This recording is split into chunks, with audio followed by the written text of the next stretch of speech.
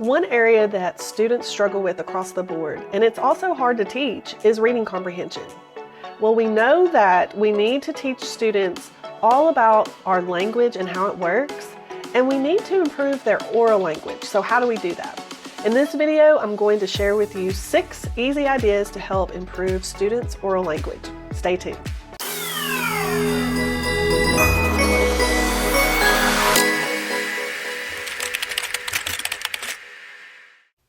I think we can all agree that with the science of reading, we've been spending a lot of time with decoding. And we know from this simple view of reading that students need to be able to decode, but they also need to have strong language comprehension. That is going to equal reading comprehension success.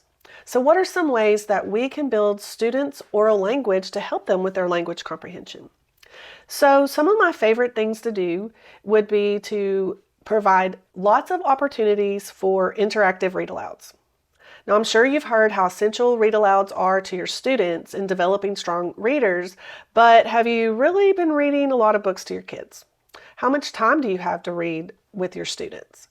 An interactive read-aloud occurs as the whole class is sitting together and you read a selected text, and you also, the interactive part is it must be planned. Most of the time we sit down with a good book and we don't really plan out the questions we're going to ask, the vocabulary we're going to point out, the discussion that we're going to have.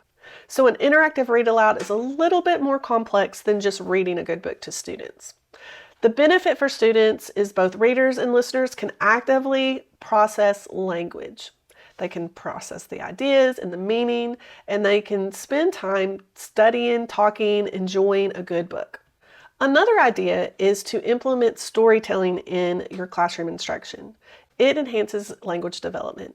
And used to in younger grades, we would have like play stations where students could go around and they could play in the kitchen area and the house. Maybe they have like a dollhouse area that they could play in, and they're telling stories while they're playing and they're talking to their friends and having conversations. Well, storytelling is just that. We need to allow students opportunities to tell stories. A love of stories is innate in children because stories create imagination and wonder. Most people associate storytelling with younger students, but I say you could do storytelling with kids of all ages. And it's a great way to bring different understanding and respect of others' ideas and appreciation of their world into your curriculum. Some great ways to do it with technology would be the app Toontastic, Puppet Master, and Puppet Pals. I wanted to talk a little bit about Puppet Master. It's really a pretty cool app that I tried with my daughter's nieces. They came over, there's 5 of them, and they range from ages 5 to 9 at the time. And what we did was we created art and then we animated and told stories. Now, I was trying to go back and find their animated stories, and all I could find was this piece where this was the art that she created, and she used her body to actually make it move and make it move around the screen. So students can actually animate their work and tell a story as they're doing it. So I think that was a really neat idea when it was related to storytelling.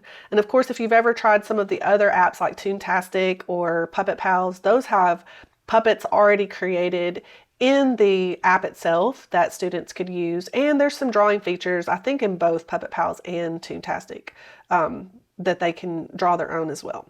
The third idea is Scratch Junior. Now you can do this with Scratch, which is on the desktop.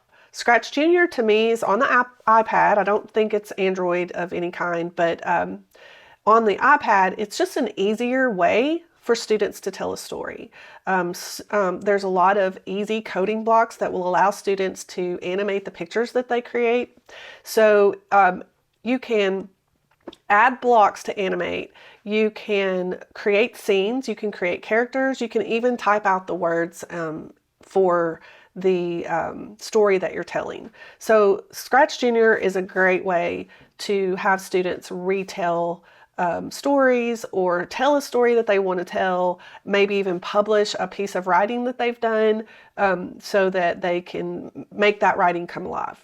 The third way to improve students' oral language is to build their vocabulary. And that is a hard thing to do. I mean, it really is.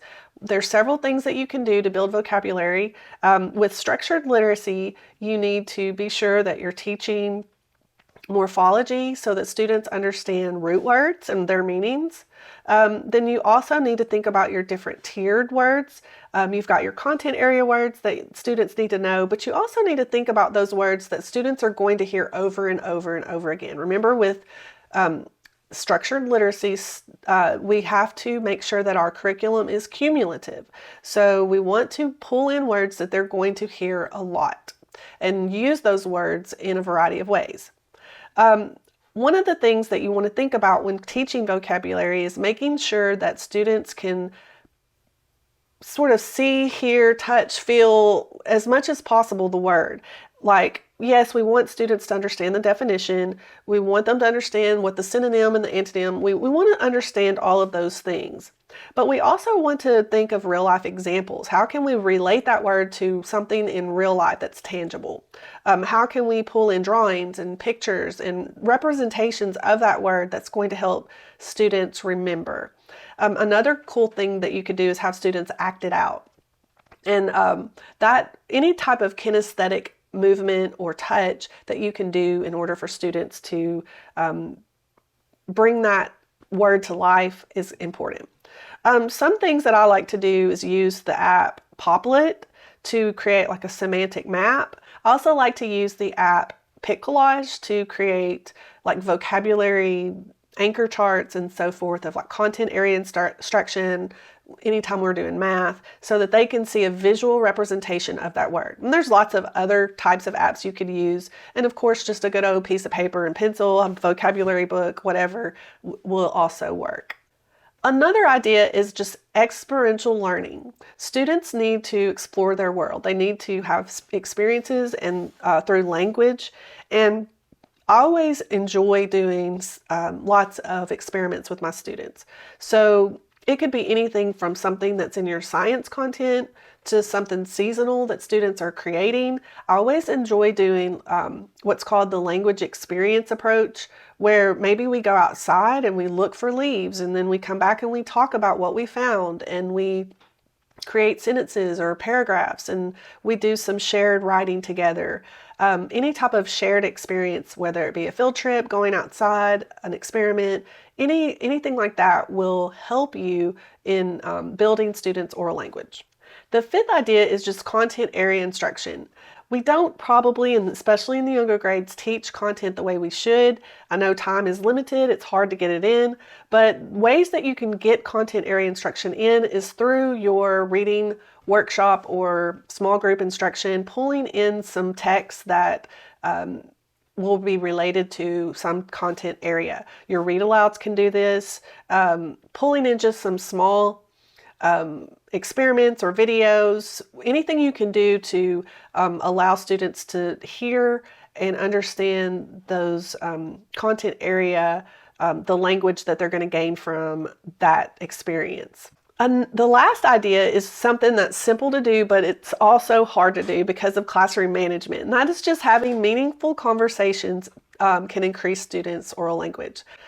Morning meetings are really good for increasing that conversation, having conversations to talk to students about their life, about character education, about different things that are going on with them.